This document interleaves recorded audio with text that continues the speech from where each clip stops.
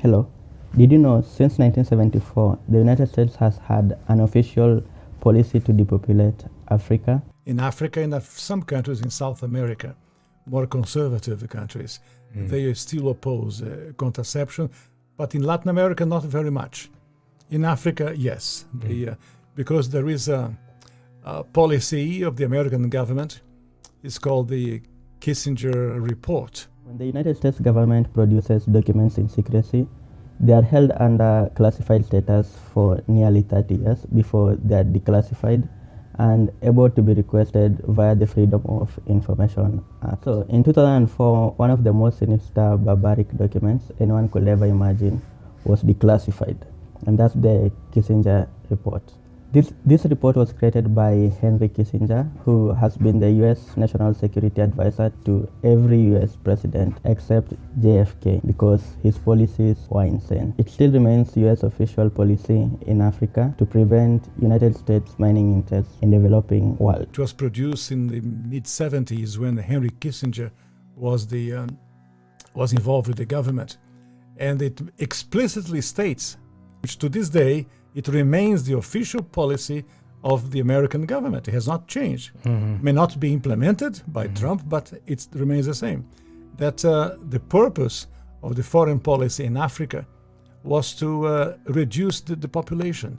So to give aid to countries in Africa, not clean water and schooling and things like that, but contraception and abortion, in order to shrink the population of Africa, because they have great mineral resources there. From the report, it states that depopulation should be the highest priority of foreign policy towards the third world. The US economy will require large and increasing amounts of mineral from abroad, especially from less developed countries. In African countries, for instance, to kill off large numbers of population, to make access to necessary resources, either for the US and to prevent any retaliatory action by disguising all United States policy as though they are the actions of the individual African governments. And so at the time, Kissinger and those involved with the Carter administration wanted to shrink the population, make sure that the Africans do not develop and do not use the resources for themselves, because we in the States, we need them. So then what I do in the various trips I have made to Africa, mainly Portuguese Africa, Mozambique and South Africa as well, and Cape Verde Islands, I point out that there is a concerted effort of foreign powers to control the population of Africa. Africa is a huge continent, could feed thousands of more people, but the policies of the West, especially in Europe. For example, between 1990 and the year 2000, the United States, Canada, and Europe contributed about $6 billion in contraceptives, not to help the people, not to give clean water, clean food. That is not to fight malaria, for example. No, of course, perish the thought, never. Let them die. That's the whole idea.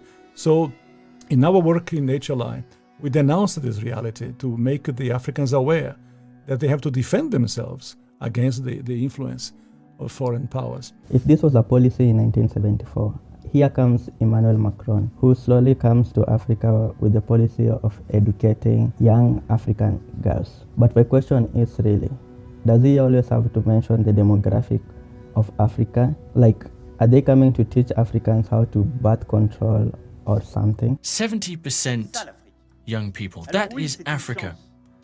That's a great opportunity. As I said, I believe in it. If I didn't believe in it, I wouldn't be here today. But it is also a great responsibility.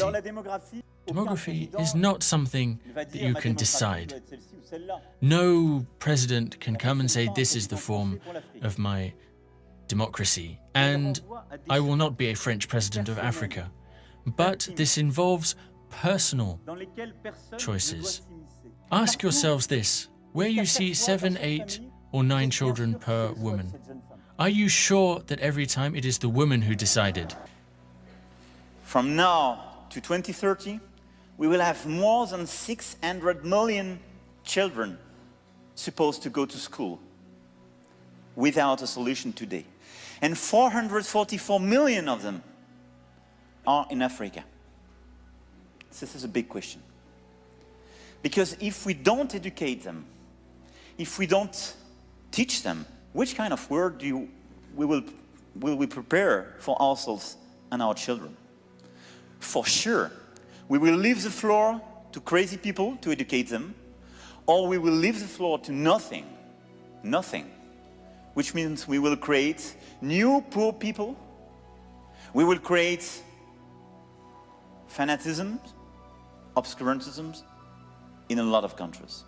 But I want to be sure that everywhere in Africa, it is the woman or the girl that has chosen.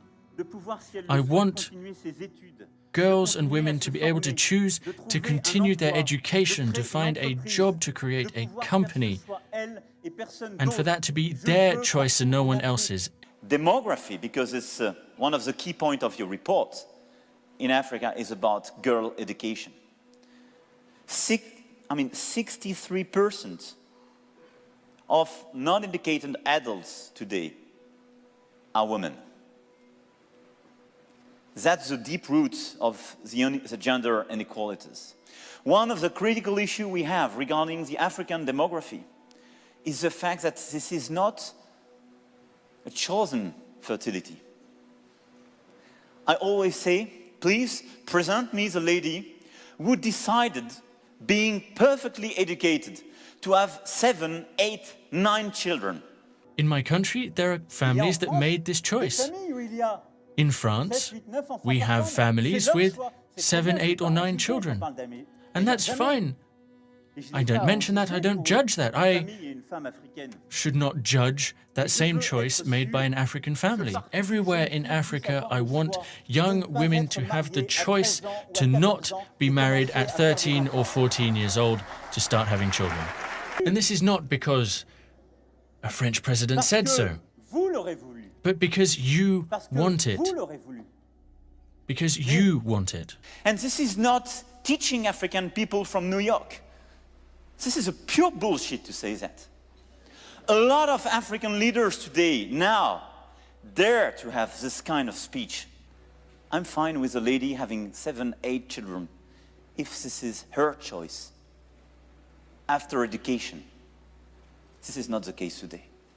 That's why for me education is the main answer. First, to avoid the worst. Second, to maximize opportunities in African countries and in the rest of the world. Third, to properly monitor demography, because it will be a chosen demography.